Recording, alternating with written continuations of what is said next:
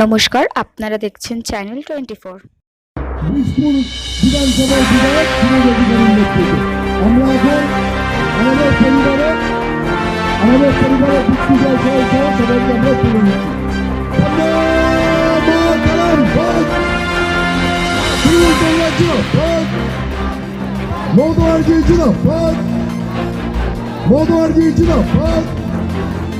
অভিষেক ব্যানার্জি ছিল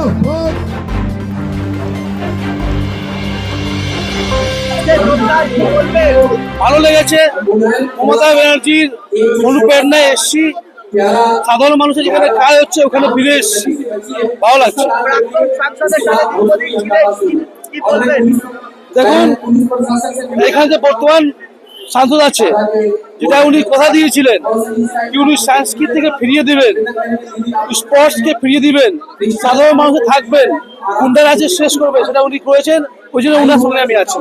মুখ্যমন্ত্রী ওনার অনুপ্রেরণার সাথে আছে, যে উনি যা সাধারণ মানুষের কাজ করছেন, মানুষ না ছেড়ে যাবে না, ওই জন্য আমরা মানুষের সঙ্গে থাকবো।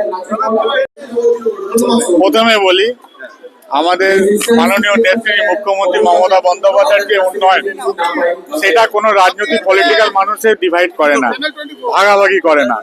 সব রাজনৈতিক দল, সব ধর্মের মানুষ তার পরিষেবাটা পাচ্ছে।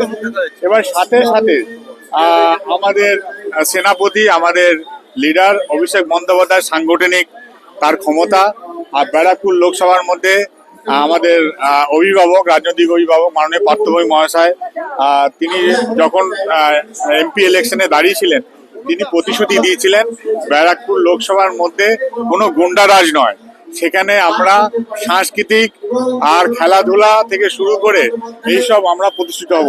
সেই প্রতিষ্ঠিতকে করার জন্য আজকে বিজেপি তরফ থেকে অনেক পদাধিকারী আপনারা জয়েন করেছেন। বিট্টু জয়সওয়াল পুরনোই আমার ভাই, ছোট ভাই, সে আমার জয়েন করেছে। আরো সরকারি প্রকল্পে অনেক কিছু তাদের মানুষের কাছে পৌঁছে দেওয়া, এই যে সরকারি প্রকল্পগুলো পাচ্ছে, আমাদের রাজনৈতিকভাবে হোক আর সরকারিভাবে হোক, মানুষের দুয়ারে ধরে পৌঁছে যাওয়া, সেটাতে উৎফুল্ল হয়ে সে আজকে ব্যারাকপুর লোকসভার মধ্যে বীজপুরে তারা সবাই শান্তি চায়, কেউ অশান্তি চায় না। সেখানে দাঁড়িয়ে তারা প্রায় 250 জন মতন বিজেপি ছেড়ে তারা তৃণমূল জয়েন করেছে।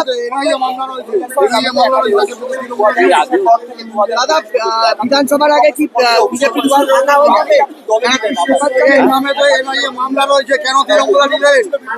অভিযোগ তো অনেকের নামে আছে, তাহলে এবার তাদেরও তো বিজেপি নিয়েছে, তারাও তো বিজেপি।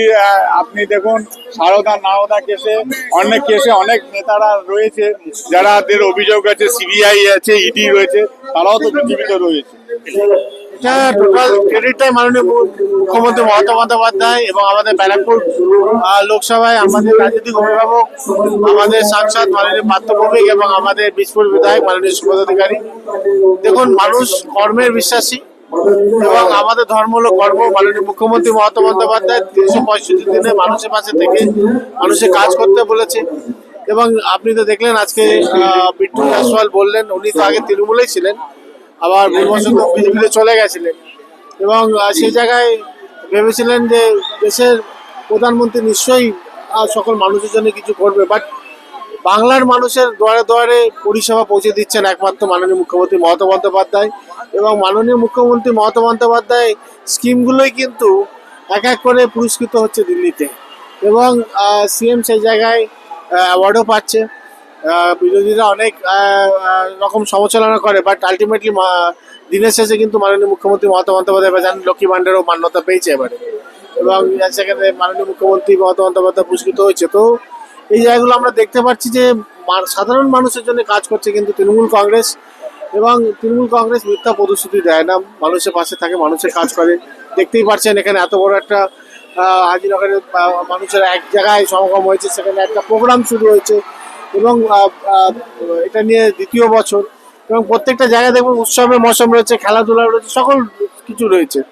এবং এটা একমাত্র সম্ভব বাংলায় এবং মাননীয় মুখ্যমন্ত্রীর জন্যে।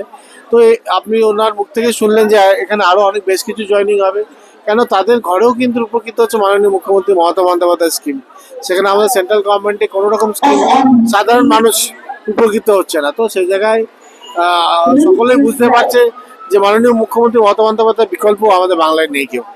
মমতা বন্দ্যোপাধ্যায়ের প্রতি সকলের ভালোবাসা এবং বিধায়ক সুবোধ অধিকারীর প্রতি ভরসা।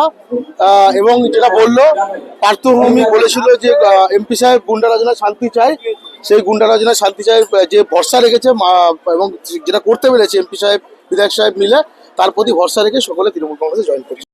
আমাদের এই ভিডিওটা ভালো লাগলে লাইক করবেন এবং এরকম আরও ভিডিও দেখার জন্য চ্যানেলটিকে সাবস্ক্রাইব করবেন।